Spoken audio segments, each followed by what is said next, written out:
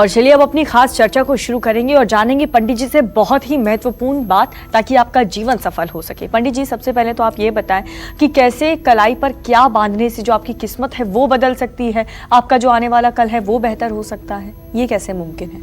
देखिए, ये कलाई पर ही क्यों, जो आप प्रश्न कर रही हैं कि कलाई पर ही बांध करके किस्मत क्यों बदलती है, आप गर्दन में तो नहीं कह रही हैं, कमर में नहीं कह रही हैं, हाथ में नहीं कह रही हैं, कलाई में आप इसलिए कह रही हैं कि ये जो हमारी कलाई है, अंगूठे के नीचे का जो कलाई का भाग है मणिबंध का, यहाँ से तीनों नाड़ियाँ गुजरती हैं, इड़ा, पिंगला और सुषुम्ना।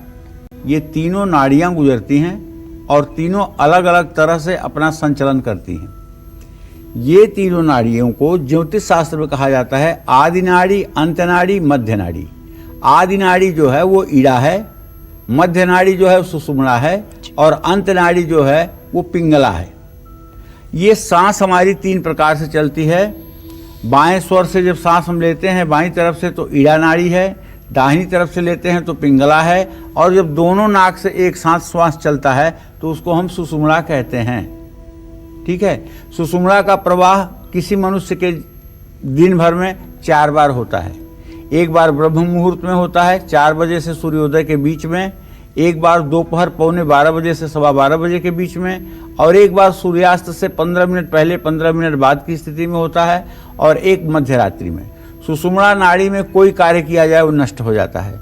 सुषुम्ना नाड़ी में यात्रा करिए मर जाएंगे, गाड़ी खरीदिए जल जाएगी, घर बनाइए गिर जाएगा, किसी को कुछ बोल दीजिए गलत बात वो सच हो जाएगी, किसी के लिए अच्छी बात बोल दीजिए वो सच हो जाएगी।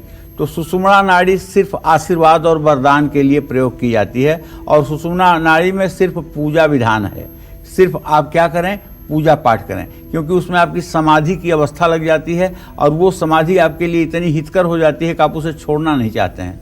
जिस आदमी ने भी एक बार सुषुम्ना नाड़ी का आनंद लिया है वो आदमी सुषुम्ना नाड़ी को ही खोजेगा। तो देखिए, हमारे कलाई में 3 नाड़ियाँ होती हैं जो हमारे पूरे शरीर को संतुलित रखती हैं। इनका नाम है ज्योतिष की भाषा में आदि नाड़ी, अंत्य नाड़ी, मध्य नाड़ी। इसे आध्यात्मिक भाषा में कहते हैं ईड़ा, पिंगला, सुषुम्ना। और इसका एक नाम और भी है, गंगा, यमुना, सरस्वती। गंगा बाईं नाक है, यमुना दाहिनी नाक है, सुषुम्ना दोनों नाक से है। आप कभी प्रयाग गए हैं? गए होंगे। वहां आप कहते हैं कि त्रिवेणी में स्नान करते हैं, और त्रिवेणी में गंगा, यमुना, सरस्वती तीनों में स्नान करते हैं। और जहां गंगा और यमुना का जल मिलता है वहां जरा ध्यान से देखिएगा, पश्चिम तरफ से आ रहा पानी हरे रंग का आता है, पूरब तरफ से गंगा का पानी जो आता है वो सफेद रंग का आता है, और दोनों पानी जहां मिक्सचर होते हैं वहां एक तीसरा रंग बन जाता है, और वहीं लोग डुबकी लगाते हैं। यहां तक कि अगर किनारे पर नहीं, थोड़े से गंगा के अंदर ये बात हो रही है तो लोग नाव से जाकर के वहां नहाते हैं। तो वो जो दो रंग के पानी मिलते हैं और तीसरा रंग बनता है, उसी का नाम है सरस्वती। सरस्वती नदी कहीं आपने देखी है कि कहीं से बह रही है? नहीं ना। तो गंगा और यमुना का जो सम्मेलन होता है उसका नाम हो गया सरस्वती।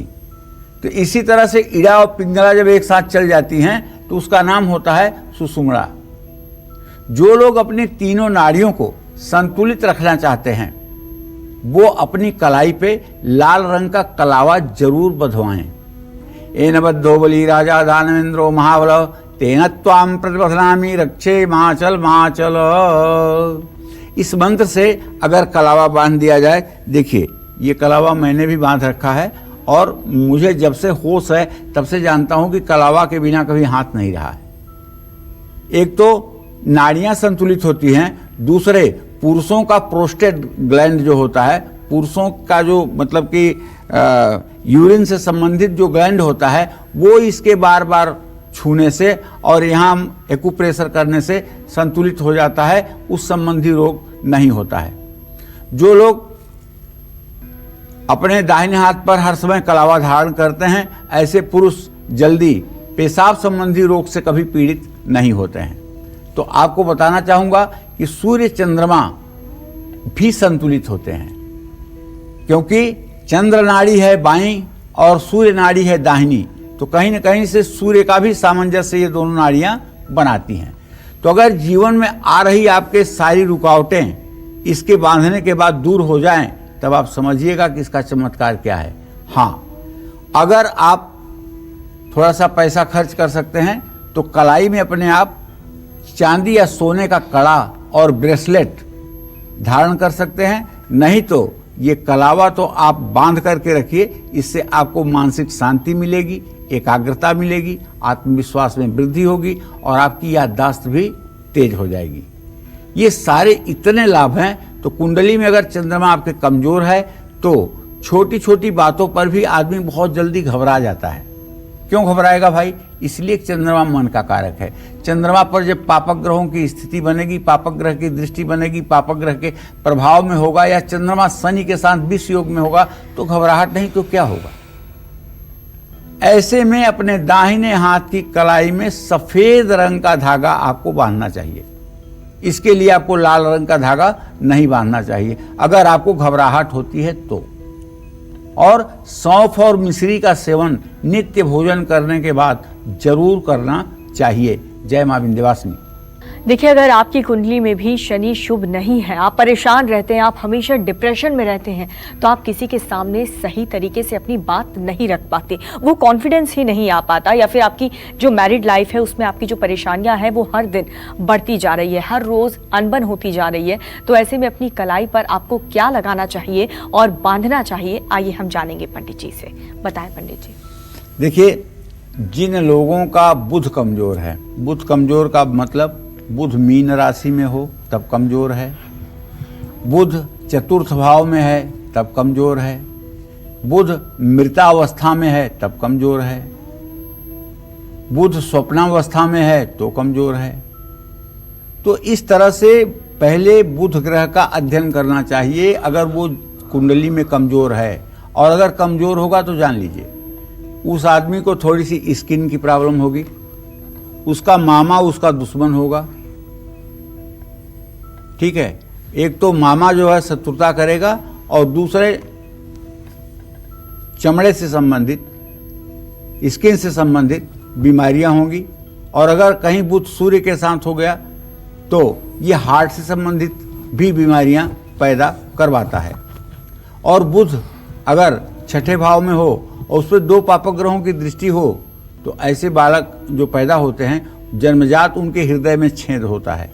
जब वो रोते हैं तो उनका पूरा शरीर नीला पड़ जाता है, काला पड़ जाता है। फिर 5 मिनट के बाद उनका स्वास्थ्य ठीक हो जाता है और उसका इलाज होता है कि हार्ट की सर्जरी करवाई जाती है। वो डॉक्टर लोग बताते हैं कि कब इसका उचित है समय, कब इसका अनुचित समय है। देखिए, नहाने के बाद चंदन का इत्र अपनी कलाई पर जरूर लगाना चाहिए। जो चंदन का इत्र होता है उसको ऐसे अपने इसी मणिबंध पर ऐसे ऐसे उस चंदन को दोनों हाथ पे लगा के और दोनों हाथ को इस तरह से रगड़ करके और एक बार हल्का सा सूंघ लें। इससे आप जानते हैं चंदन के इत्र से आपका बुध ग्रह की जो कमजोरी है वो ठीक हो जाएगी। और बुध ही नहीं ठीक होता है, राहु ठीक होता है। अगर आपकी कुंडली में राहु खराब है, आपका जीवन अस्त व्यस्त और अभाव में बीत रहा है, तो मैं कहूँगा एक बार कोशिश करके शुद्ध चंदन का इत्र ले करके और नहाने के बाद उसको थोड़ा सा आप लगाने की कोशिश करिए। आप देखिए कि आपकी जिंदगी 40 दिनों में बदलना शुरू होती है कि नहीं।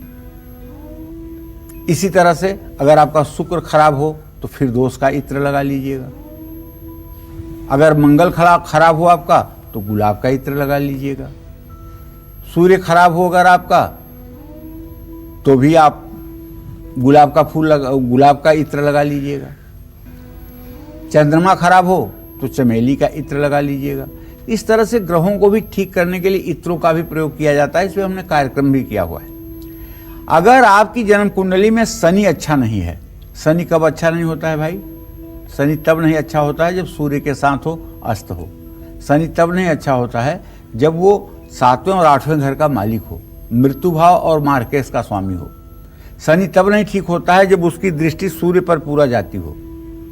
तो ऐसे लोगों को अपने पैर के अंगूठे में और कलाई में दोनों जगह रेशमी धागा बांधना चाहिए, या फिर रेशमी धागे के अलावा चांदी का हल्का सा कड़ा टाइप का उसे भी आप पहन सकते हैं। वैवाहिक जीवन को सुखी बनाने के लिए एक सूती धागे को केसर में रंगकर दाहिने हाथ की कलाई में बांधने से निसंदेह भाग्योदय होता है। लेकिन बस एक रिक्वेस्ट है आपसे, फैशन के नाम पर कटे फटे कपड़े मत पहनिएगा, क्योंकि अगर आपने फैशन के नाम पर कटे फटे कपड़े पहने और राहु की दशा चल रही है तो राहु 64 दिनों के अंदर वो परिस्थिति पैदा कर देगा कि आप कटे फटे कपड़े पहनो। तो शौक में दरिद्रता को निमंत्रण न दें। कम से कम मेरे दर्शक तो ध्यान दें कि फटे कपड़े से इज्जत नहीं बढ़ती है। फटा हुआ कपड़ा फैशन के रूप में इस्तेमाल न करें। अगर लेकर आए भी हैं तब उसको त्याग दें और उसको घर से बाहर कर दें। तो आज आप कालचक्र देखते रहिए, क्योंकि बस कुछ ही देर का इंतजार और फिर पंडित जी बताएंगे कि वो 10 नाम कौन से हैं जो बने हैं हमारे 10 लकी लॉकेट विजेता। नमस्कार, मैं हूं मानक गुप्ता। अगर आपको हमारा ये वीडियो पसंद आया हो तो इसे लाइक और शेयर जरूर करें, और हाँ, हमें सब्सक्राइब और फॉलो करना ना भूलें ताकि आप देश और दुनिया की कोई खबर मिस ना करें। तो जुड़े रहिए हमारे साथ और देखते रहिए News 24।